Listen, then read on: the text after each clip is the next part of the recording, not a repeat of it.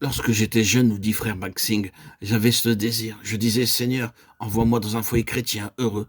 Je ne suis pas intéressé par la radio, le tourne-disque ou les meubles. Je veux un vrai foyer chrétien, quelque pauvre qu'il puisse être. Et le Seigneur répondit à frère Maxing. Il répondit à sa prière. Il resta 18 mois dans un tel foyer et il apprit beaucoup de choses à propos de l'humilité et du service. Pour en revenir à Marie à présent, elle était pleine de dévotion et d'adoration. Auparavant, elle était assez orgueilleuse. Elle avait été facilement froissée et blessée lorsque le Seigneur tardait à venir. Apparemment, elle était humble, mais naturellement, elle était orgueilleuse. Aussi, lorsque le Seigneur Jésus vint à Béthanie, elle s'assit calmement.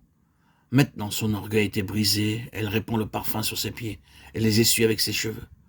Elle est très reconnaissante et pleine de gratitude parce que le Seigneur est accouru à leur appel, a ressuscité Lazare et a accompli un changement dans la famille entière. Il n'y a plus de lutte intérieure en Marthe et en Marie. Avant, elle se querellait pour rien. Maintenant, il y a l'esprit d'amour et d'unité. De la même manière, Lazare auparavant a peut-être été contraint de venir prier, mais maintenant il vient de lui-même. Marie répand le parfum aux pieds de notre Seigneur, afin d'exprimer sa gratitude pour ce qui est arrivé à elle et à sa famille. Ils reconnaissent tous maintenant Jésus comme leur maître, leur Seigneur, leur Créateur et leur résurrection. Ils disent, tu es digne de toute adoration. Lorsque vous le voyez comme roi des rois et seigneur des seigneurs, honorez-le comme tel. À l'heure actuelle, nous ne trouvons pas cette dévotion dans beaucoup d'endroits. Il y a abondance de connaissances et d'enseignements de la Bible dans beaucoup de pays, mais très peu de piété. Les gens peuvent chanter et prier, mais ils ne peuvent pas donner au Seigneur la vraie adoration. Dans beaucoup d'endroits, très peu l'adorent. Beaucoup de croyants trouvent que c'est très dur de s'agenouiller pour la prière. Ils s'assoient et prient. Ils disent que le Seigneur regarde au cœur et pas à nos genoux.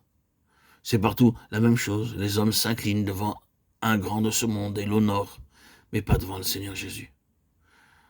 Les deux choses sont nécessaires et conformes à la parole, comme nous le voyons en divers endroits des Écritures.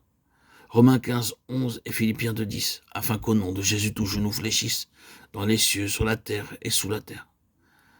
Acte 20, 36 et Acte 21, 5, nous nous mîmes à genoux sur le rivage et nous priâmes.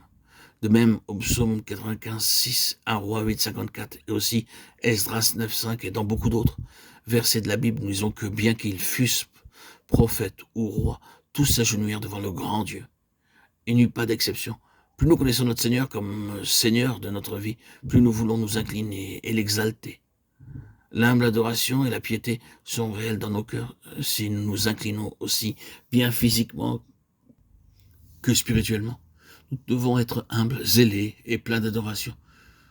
Et cela nous amènera à croître aussi bien dans la famille que dans l'Église. S'il n'y a pas de réelle adoration, il n'y a pas de croissance réelle. Bien des fois, nous avons de bons sermons, de bonnes études bibliques et de bons cantiques, mais sans beaucoup de piété ou de réelle adoration. C'est pourquoi les gens restent stériles. Il y a 5 principes divins simples pour une vie triomphante, un foyer heureux et une Église vivante. Premièrement, nous devons aller vers lui pour chaque chose et lui demander son approbation pour tous nos plans. Deuxièmement, nous devons chercher quotidiennement à nous approprier la puissance de la résurrection pour tous nos besoins, nos problèmes et nos épreuves. Troisièmement, nous devons avoir la communion fraternelle et être soumis à la parole de Dieu. Quatrièmement, nous devons servir joyeusement. Cinquièmement, nous devons avoir une piété sincère et adorer avec humilité et reconnaissance. C'est le quintuple secret pour avoir un foyer heureux. Et un tel foyer répond à l'ordre divin. Puisse notre Seigneur nous donner cette expérience.